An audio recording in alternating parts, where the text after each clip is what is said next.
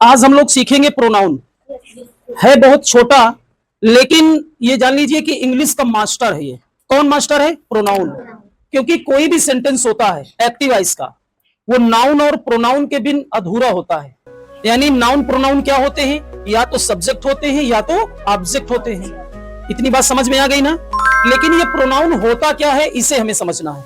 मैंने आपको पिछले वीडियो में एक पहचान बहुत सी साधारण सी बताई थी। मेरा मतलब बेटा ये है कि इंग्लिश को आप बहुत बड़ा बब्बर शेर मत समझिए। इंग्लिश बहुत ही इजी है, बस वो जिस तरह से आना चाहिए उसको आप उसी के पैटर्न में आप समझेंगे। बात समझ रहे हैं ना? लेकिन आप उसको देख लेते हैं, घबरा जाते हैं। दुनिया में कोई भी चीज, कोई भी वस्तु है, ठीक है ना, जिसका नाम लो उसका इमेज बन जाए वो नाउन होती है, और जिसका इमेज ना बने और वो चीज हो उसे हम प्रोनाउन कहते हैं। एक ये पहचान होती है, जैसे समवन इज नॉकिंग डोर, कोई दरवाजा खटखटा रहा है। कौन कौन आ रहा है? कौन आ रहा है? Who is coming. समझ में आ रहा है ना? जैसे you are a player, you are a player. बात समझ रहे हैं ना? यानी कि I, we, you, they, etc, हम लोग ये पहचान जानते हैं, है कि नहीं? लेकिन आप बता सकते हैं ये क्या है? प्रोनाउन है। आप इसको जान लीजिए। जगह किसका है? सब्जेक्ट का। सब्जेक्ट की जगह जो भी आएगा, उसके घर में कोई भी आएगा, वो वही नाम से जाना जाएगा। बात समझ गए ना? जैसे आप स्कूल में यहाँ आ गए हैं, तो जितने भी स्टूडेंट होंगे सब एसएसएन स्कूल के ही होंगे। ऐसा नहीं है कि डीएवी कॉलेज का है, क्वींस कॉलेज का है ना?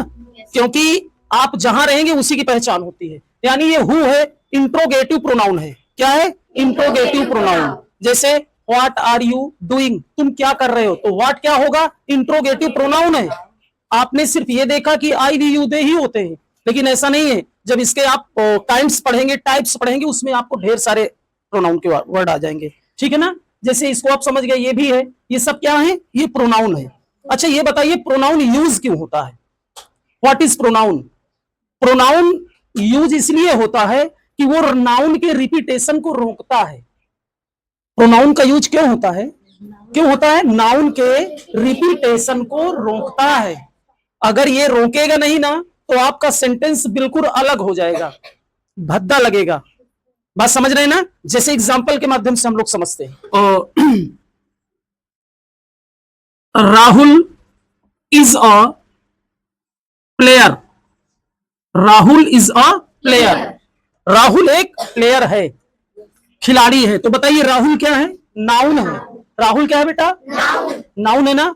अब आप कहते हैं कि इसी के स्थान पे जो प्रयोग कर दिया जाए वो प्रोनाउन होता है। ये एक बेसिक हो गया जो बुकों में रहता है, लेकिन देखा जाए तो इसके रिपीटेशन को रोकता है। जैसे देखिए, Rahul is a player, Rahul एक खिलाड़ी है, राहुल बहुत अच्छा खेलता है, राहुल प्लेज वेल, ठीक है ना? राहुल मैच में शतक लगाया था, राहुल बहुत अच्छा खेलने के लिए जाना जाता है, राहुल बहुत फेमस है। बार बार राहुल आता है तो सेंटेंस क्या हो जाता है? भद्दा हो जाता है, डल हो जाता है। तो इसी रिपीटेशन को रोकने के लिए जन्म होता है प्रोनाउन का।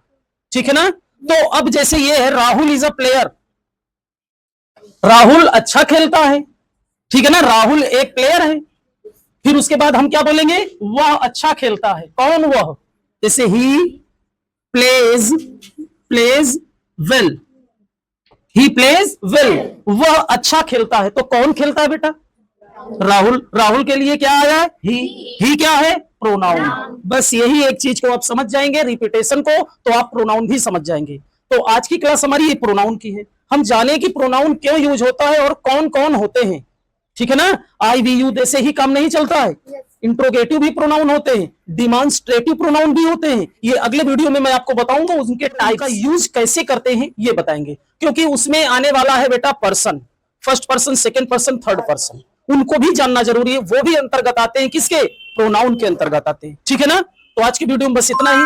मिलते हैं कल, तब तक के लिए थैंक यू, टेक केयर।